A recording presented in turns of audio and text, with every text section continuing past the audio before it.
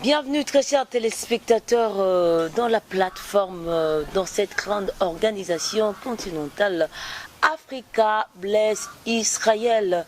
Et autour de cette émission, Bondekona Israël. Pourquoi Bondekona Israël? Parce que tolingi to tombolambo kanabiso Congo. Et pendant que tombolango, tozaka kana moninga moko ya malamu. Oyo nkolo abombela biso na nzela na ye tokoki kotombwama po tosala makambo nzambe abengela biso. Nous sommes très ravis vraiment de vous recevoir sur ce plateau d'Africa Bless Israël dans l'émission Bondekona Israël, et où nous allons parler d'un thème très intéressant comme ça a été annoncé depuis la fois passée, debout congolais. Toujours avec l'homme de Dieu, l'initiateur de cette grande vision, le révérend Albert Mbenga Ukulangai, et qui est visionnaire. Il n'aime pas qu'on dise patron, il est le visionnaire de cette grande plateforme ou cette grande vision qu'on appelle Africa Bless Israël, et qui en RDC est dénommée RD Congo Béni Israël.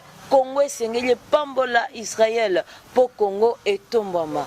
Yango tina lelo to yambiye na plateau o Africa Bless Israël. Comme vous le voyez derrière moi, il y a un grand panneau et qui étale au clair l'Africa Bless Israël. Bonjour révérend Albert Mbenga Ukulangai. Bonjour Maman Flo. Moi Namboka Albert Mbenga. On se peut appeler de Mwana Mboka. Mboka. Mboka. Ok. Ya odefate. Ok, ya odefate. Il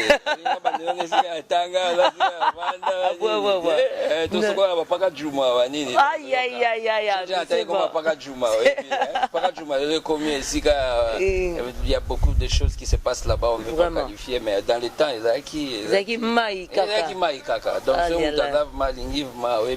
pour confirmer. Voilà. Il faut qu'il n'y ait pas de Il faut confirmer c'est bon, c'est bon. Vraiment, Bambo Tebele na Baïnas Bauta la biso révérend Albert, Baebi Yozumi Mamu Kumba Munene, Yamakamu ya Israël, Namboka na biso RD Congo. Bazo sepela na yo. Balingo pese ba le bamoko avant to kota na debout congolais. En tout cas, ezakaka to kumisa nzambe pona mboka Congo. Nous sommes vraiment très fiers na makambo ezoleka na kati ya mboka Congo pour le moment. Tozomona vraiment que nzambe azana bomoi. Ndenge Congo batikaki yango na maboko na nzambe. Pour moni tamsusu batu bazoyeba te makambo tosama na Congo na mikolo oyo makambo oyo nanu esalama te komi kosalema parce que le 23 juin mokonzi na mboka na kati ya stade de martyrs alobaki atiki Congo na maboko na nzambe. Siko soki mboka ekomi na maboko na nzambe siko eza su biso batu te. Biso batu toza susu na ndenge ya kosala makambo na ndenge ya kalate nzamba komi na makambo. Alors makambo azomema ta musu mutako iko comprendre te ndenge ezokende, mais siko nde il faut siko oza na aide spirituel pour comprendre que évolution makambo ndenge ezokende eza nzambe azali komema yango. Alors regret kaka ya munene ezali ke basali na nzambe nanu to sangani te poto comprendre likambo oyo, puisque mokonzi na mboka zumbo katiki na maboko na nzambe. Siko ta katiki na maboko na nzambe siko banani siko bakomema makambo siko Bakteur o bakukota na likambo. Voilà, ezali basali na nzambe mais bango bazolala. Ah tozolala. Merci révérend. Merci révérend pour nabi que révérend pour na Congo ezakane mususu. Révérend, pona nini kaka debout congolais? Ah, debout congolais, na pona ngai oyebi à part banze mwanzambe wandeza na likolo na makambo nyonso tu. Debout congolais na mona ezali chanson moko inspiré. Ezali inspiré maloba o eza na kati ya debout congolais, ezomona ete bato yo balobaki makambo yango. Na ko benga bato wana lokola Paul Basakoli na titre vraiment ya Basakoli neke za na kati ya Bible, mais ce sont des gens qui ont vu très loin tant balobaki likambo, tant balobaki likambo debout congolais. Ils parlaient du futur ya Congo, ils parlaient pe na ba génération ekolanda qu'est-ce qu'il faut faire. Yango no moni pona nga debout congolais na ba no to solana to disséquer yango na to kotana na kati yango. Alors certains passages à debout congolais parce que zali tellement moulai tant yo koloba na nde to kokinde koluka ko kotsa yango na cas concret makambo ndenge Congo ezotambola. Pour au mouvement o ese ke na kata ko eza muta ko sopa kote. muta kokanga te likambo oyo nde batikaki deja mboka na maboko na nzambe nzamba simbi siko azoluka ka basali oyo akoutiliser pour positionner bango pour na ndenge ya komema Kongo liboso yango moni ba misusu bazozala éliminer moko donc bino mo pe basali na nzambe bozoyemba ke tozokenda phase moko éliminatoire eza phase éliminatoire évidemment ya solo eza phase éliminatoire donc okoyi otikali ya solo okoyi otikali nzamba alobi ndenge balobi na ntango okoyi soko za judo okoyi balobi bapotre est-ce que balelaki jida balobi qu'un autre prenne sa place ah bon qu'un autre prenne sa place et comme style à bongo et kasi qu'un autre prenne sa place pour likambo ezali mokili eza na badele nzamba sala nzamba sala mokili oyo te keno ekowumela seko te il y a une autre vie qui va arriver mais avant que l'autre vie ekoma eza na makambo oyo esengeli salama pour le moment alors makambo na ntango ezosalama eza sikoyo nzamba azotala oyo azali prêt atamboli na ye oyo azali prêt te atikali donc na sepeli na phrase qu'un autre prenne sa place donc si tu es distrait on va prendre ta place bazwi place na yo donc okoyi otikali barsabas na Mathias baosala bango tirage au sort a remplacé Judas. Ok. Donc, merci révérend Makamozo meza makasi mingi na lingi te na zonga kuna mezungi singa ikaka olobi na introduction na yo le 23 juin Nzambe le président a dédié kimboka pa ya Nzambe et depuis lors to moni que Nzambe mon ta koti na jepe mutu mwa kangango ezate mais yebi que tant le président a dédié mboka na maboko Nzambe il y a eu beaucoup de serviteurs de Dieu qui se sont levés pour s'opposer à cet acte en disant que oui, il a bien fait, mais il n'est pas un sacrificateur, il n'en a pas le droit. Nani sikuwa kwa kutema na kata stade sikoyo a dédié mboka na maboko na nzambe. Bon, yo msana nzambe, yo tanga la Bible koleka ngai. Do yo ye Bible koleka nga makamwana. Do yo ndo faut poser cette précision. Tenga lobi en général, pour passer na nzambe o bazolo bandenga pour balingaki alingaki yenda za la place wa. Oh là là. Donc na place à président et bonga ke zala ye. Sikonga na lobi na yonde to saka na kata mboka oyo. Soke zaki mosala na nzambe moka uite pa ya catholique.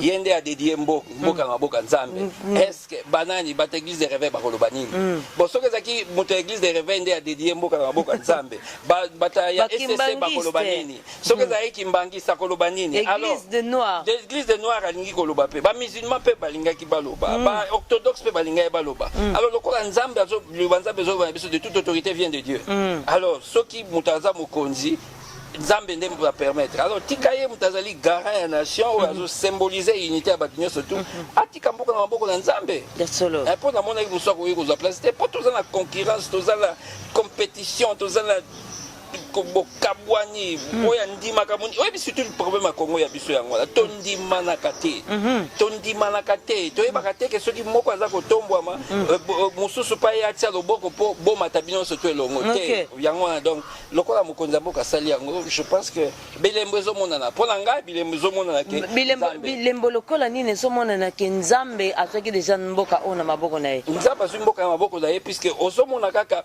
développement ya makambo et surtout pour Nangai, nayebi tango makambo elekaki nazaki nanga na Kinshasa tango makambo ya Salama mais évidemment on n'a pas été d'une manière ou d'une autre associé na kati na yango wana mais on suivait quand même de loin makambo de Salama bilembo zo monana pour Nangai bilembo zo monana c'est tout tango atangi kombo ya Israël ya solo tango atangi kombo ya Israël omoni depuis kaka président tangi kombo ya Israël ta la succession à makambo ndenge komi ko salama référent tengitozonga mon kesima pourquoi kaka na tango akoti na likambo Israël pona nini depuis leur makambo wana ezalaki te donc Nzambe akreaki nanu action de grâce wana bien te azalaki nanu kaka akota na makambo Israël po akrea yango bien ndenge nini mais je pense que chaque chose ezalaka na bata nango ezala bata oyo ke première étape salami siko il faut mata Nzambe pas otala otiki mboka la maboko ya Nzambe Nzambe ngo oyo tikeli mboka Nzambe nini atotanga ki Jésus Christ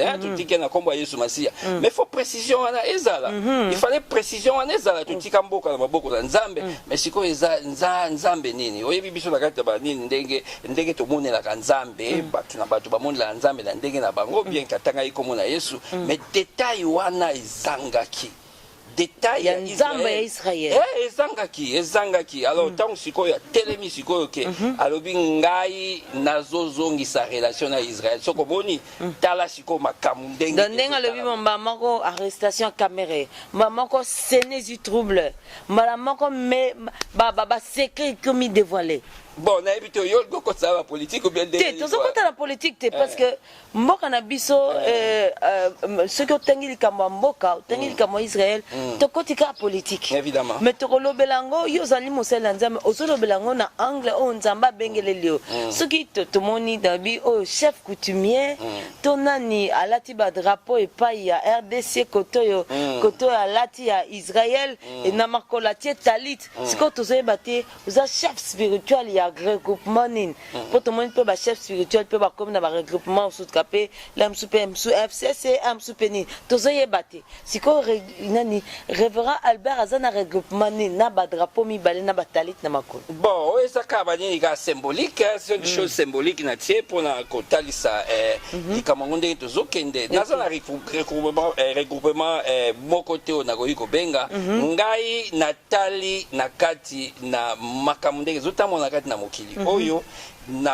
na kati na Israël oyebi toza na drapeau nini carte à Congo ezaka na Israël mboka mususu te ezaka na carte lokola ndenge Congo eza na carte na kati na Esaïe chapitre 18 18 mobimba etalisi mboka oyo esika makambo oyo koza lokola trigger lokola moteur ya makambo nyonso tu na moni mboka déclencheur ezali Congo yango na bino na ye na mboka na ngai na cadre ya organisation ezali Africa Bless Israël pour ezali pour l'Afrique mobimba mais Congo lokola zali déclencheur na ye na kati na mboka na ngai plateforme ezali kaka ke ezali Congo etombwama po epambola Israël ezali arche zonga ka na mapeka ya basali na nzambe na ba politicien te tata bokozi alobi bien que dans le cadre politique obona pe na kota politique ndenge salamaki boyebi ba dégâts esalamaki tango ba dégâts zo continuer ko salema dégâts bandaki ko dégâts bandaki yo moni tango ba ni kamwani ya banyamulenge baza ba frère na biso yo moni dégâts ya makasi esalamaki te le président du Parlement, le Baki, non, pour ça, la destitution pour l'équipe mais dans la dégâts, les amis dans le Sénat. Tant que comme on a Israël, on a le Sénat, on dit non, Keba, on dit pas dégâts, n'est-ce pas? Parce qu'on est à mon conzamo, quand tu as provoqué, ce qu'on a provoqué. Et ça dit comme un Zambé, parce qu'on a comme un Zambé. Donc, Zambé, quand tu as comme Israël, Zambayenne. Ce qui m'a aux autant de pureté de cœur. Ce qu'on a comme Israël, de pureté de cœur. Ça, c'est quand aux autant à Israël pour battre mingi bazo ba pays Israël bazo mona Israël et à l'église oui puis donc ça te prend dans le nazo comme là mais toujours est-il que déclenchement ce qui vraiment au vandi au tali la carte d'amboka ya biso déclenchement ya makamunyo ce qui au tozokende donc que ce qui normalement ba directive et pesamité mboka ekokoke na ndenge moko pe ya mabe ekokoke pe na ndenge moko ya mabe ce qui ba directivement batu na nzambe ba symbolité ndenge makambo zotama batu na nzamba ngo banani o esengeli bazala ensemble pour que makambo ngo etambola bon batu na nzambe baboya ensemble juste balobi la foi vient de ce qu'on entend et tant bazoyoka makambo net tozoloba oyo yango nde ba oyo vraiment oyo nzamba bongisi abotelebisa biso nyonso elongo mpo totia arche na mapeka. Merci révérend makambo eza moselu eza matata mingi nous on a des Congolais et debout Congolais ndemo lobi pona yo l'équipe nzembo nyonso parce que bato bakomaki yango te bazwaki inspiration bamemamaki vraiment na nzambe pour que bakoma makambo akomaki et quel est baparti bien baphrase oyo esimba yo pour que emotive yo na lutte na yo bon likambo eza liboso na yo kaka ebandeli kaka debout Congolais uni par le sort. C'est un sort où tu sali que tous dans la 26 provinces. Et ça sort. C'est que ceux qui ont lobby au katakatanga, ils ont un problème dans ça. Au côté balkanisation. Au côté balkanisation, ils ont un problème dans ça. Ils ont un problème dans la fatigué. Après 5 ans, ou bien ceux qui 10 ans, et ceux qui sont pas au ça deuxième mandat, ou bien après Congo et Kotikala. Alors Congo, le Congo et Kotikala, Keba. Oya koluka ameka akabola Congo akokutana na nzambe oyo asala mokili ko siko kuna na synagogue ya Capernaum ba province eza délimité na 26 provinces. Kuna soko keita nini na carte wana eza délimité na 26 provinces. Parce que Yonani okabola oloba ono to na sala barikadisation. Yonani oloba osalika musongolo okata katanga. Yonani oloba nini o ba Congo ne Congo nani Yonani taba dega. Comment ba dega tango Congo liko provoquer likambo ka. Webi depuis likambo Israël ninga mokonzi na mboka lobi nazo sa relation na Israël ba dega zo sala. Et bon to na ozo kona kama ndenge zo. Tozomona makambo ndenge ezoleka kati na mboka tomona nde sene komi sikwe bon yo evita biloko moko esalamaka te esami na kati ya sena mpoka kotangi kombo ya Israel mokonzi ya sena atangaki kombo ya Israel mécanisme nini bien mystère nini eza lié na kati ya likambo ya Israel na RDC pour que Nzambe ase manifeste boye bon parce que eza oyebi eloko na esimama ye makasi oyebi mutu aprofetiza mpona Yesu abota prophète Esaïe mutu oyo alobela makambo oyo etali Yesu qui a kobotama un enfant nous est né la domination reposera sur nous eza prophète Israël ye mutu aprofetiza mpona boye ya Yesu alors la même personne oyo aprofetiza mpona boye ya Yesu ye pe aprofetiza mpona Esaïe chapitre 18 Esaïe chapitre 18 oyo ezoloba oyo wana oke terre oyo ezali au-delà ya fleuve ya Éthiopie terre oyo ezali séparée par ba fleuve terre oyo ezali nation puissante et forte nation oyo ekangaka ba rebelle na maboko nation oyo tokomoyo quand même que corona mboka nyonso tu bazoba corona eza boye na boye ya biso bakomo somba bibembe po batiango corona mboka nini ezalaka ndenge wana ya solo ah bon mboka nini bato bazopesa bapreuve ba corona na baplace na bango mais oyo ya biso ya Congo ekomi ke bakomo somba biso donc eza bapreuve pesa ya solo to éviter mais toujours est-il que en réalité na salité na biso ya Congo na ba négligence ya ba oba memi mboka banda kala na ba hôpitaux na ba nini ba confinement oyo tozalaka na yango awa mozo kaka moi no de bazwi kuna 30 kuna 100 bazwi kuna ça prouve que oyo mboka moko ezali eza différent mboka oyo bande bola mais atinda le bola na potote yo ebola suka ka epala biso pour dire que nzamba oshirango azo gérer pour eza mboka na ye azo tala Congo donc ça veut dire que après Israël les RDC bien évidemment après Israël les RDC pour ce RDC